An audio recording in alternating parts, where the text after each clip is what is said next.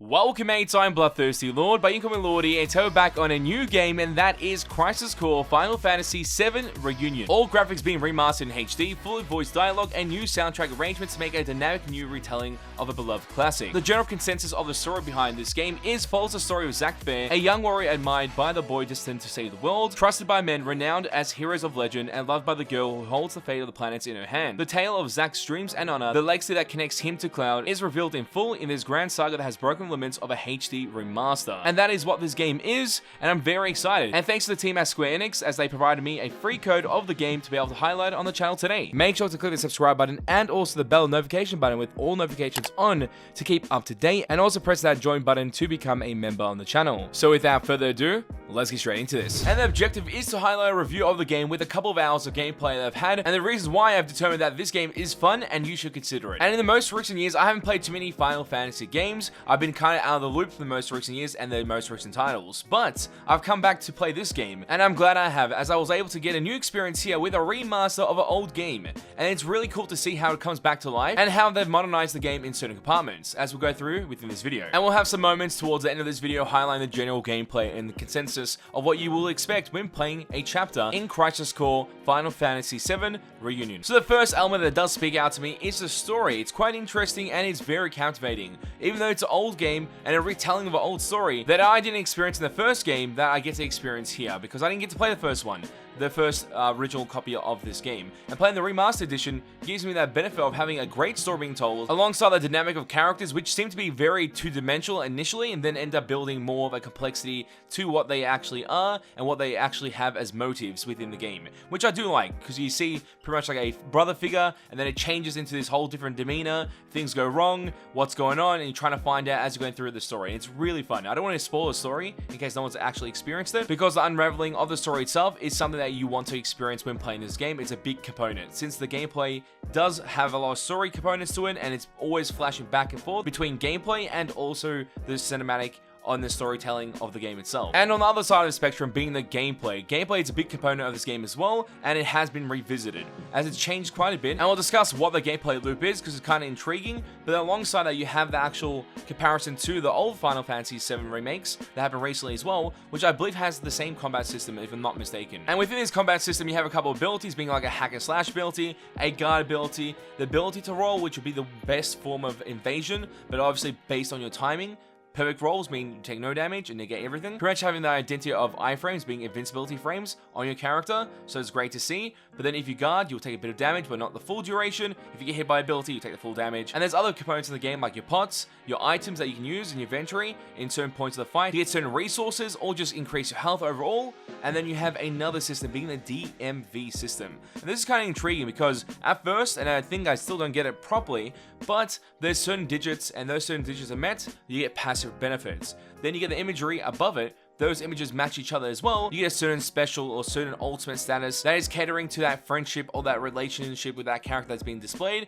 The more of a relationship with that character you have, the better your ultimate will be in that state. I believe that's how it works. It's kind of weird at first since it's just flashing on the screen, but once you get used to it and you know you can time your abilities that you proc off, so you have abilities in the game as well. In this case, I had Fire, Blizzard, Q, and Assault Twister at the very start. And those abilities are your basic abilities, which you can activate to hopefully get the DMV counter to match in numbers and also the imagery as well. By doing so, you get passive benefits, you get active components, and you just do more damage overall, or be able to be invincible. There's a whole bunch of passives. It's absolutely insane. And be able to mix this system together from a basic combat system with rolls and attacks, then with the abilities that you have, your basic abilities, and then with your ultimate abilities that you can get from your DMV through the special charges you can get, and the variations of passives, you can change your character's kit when you need to. For example, when you have a bad encounter, you can go reset and actually think about what decisions you want to make. Do you want to change my ability from maybe fire to electricity? It's something that we considered in one of our missions in chapter 2. You need to do certain things like this in order to be able to kill the opponents that you are versing efficiently, which means you use less resources between your runs and between completions of chapters, so you don't have to buy new items at the store. But you can use the store as well, which is another component of the game. You buy items there, materials, in order to help yourself out throughout the duration of a chapter. And the gameplay loop overall, I did play on a PC, so I was using mouse and keyboard. It's kind of interesting. Due to the key bindings feeling like they're all over the place originally, but once you get used to the patterns, it gets quite easy to manage yourself and how you have to play when using this game on a keyboard and mouse. And after my first session, I had to jump into it straight away. Again, after that first session to play more because I had a fun time playing this game. And alongside that, you have the dynamics of equipment. So you have your initial build at first, and we talk about replacing a certain ability. You can replace all your abilities to other abilities in the future, but also change your character's equipment overall to strengthen your build in a certain way, in a certain direction that you want in order to achieve a certain outcome in your style. And it's kind of cool to see how that comes true within the gameplay loop and allows you to do things like that in the overall gameplay within this game. And another thing is summons. We're going to highlight it right now in a chapter 2 summon fight we had, or even chapter 1 summon fight. You may be seeing it on the screen as well. But chapter 2 summon fight we had was insane, and I'll showcase my reaction to completing that because it was quite a challenge to say the least. Activating combat mode.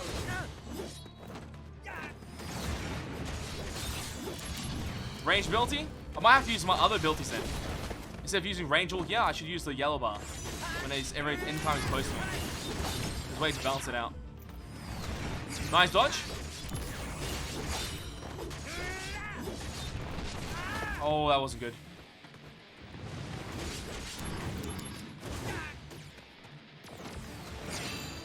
Go towards him, use my range abilities. He's using lightning bolt. Dodged.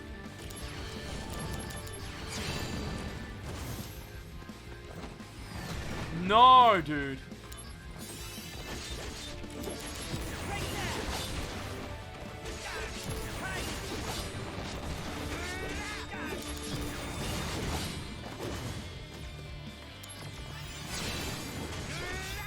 We got this, we got this. I think this is the one. It keeps doing that same move. I'm gonna die.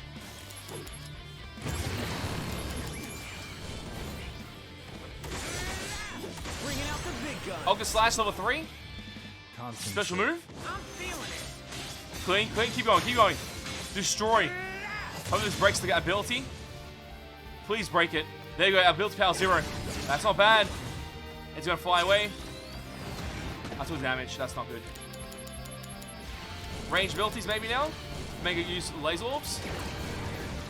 For better or worse. Oh, it's not too bad. Nice dodge. I'm using the elixir. I have to survive. This is the best run yet. This is the best run yet. Nice dodges. So I don't have guarding, it's even worth it because I still take chip. Nice, out of range. Oh no, that's not good.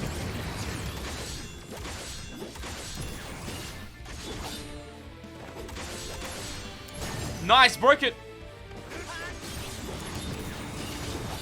Is that enough? Dodged? Flames? Nice. I got it. I actually did it. I actually did it. I killed the summon. That was super clean. Well-deserved victory. That took forever. I think that took me half an hour to kill without using my own summon because I didn't have one. I'm guessing we can actually use summons to defeat other opponents like this. Summons aren't meant to be used like this. Yeah, I thought so. What happened to dreams and honor? We are monsters. A deeper meaning. Oh, damn. He's got wings. He's gone. Wait, did he have one wing and just flew away with one? I didn't see his second wing open up. That's freaky. And that is why this game is fun and you should consider it. But mates, tell me your opinions and thoughts in the comment section down below. Are you interested in getting this game, or is it something that you will wait for later on when it's on sale? I'd love to know in the comment section down below. And if you mates did enjoy this video, make sure to leave a like to show support, click the subscribe button to keep up to date, and press that notification button as well to make sure to get that content as soon as possible when it's released on the channel. And as always, mates, it's a pleasure to have you guys on the channel as we go through this, and I'll catch you mates next time. Bye. Road to 200k subscribers. Let's get it, mates.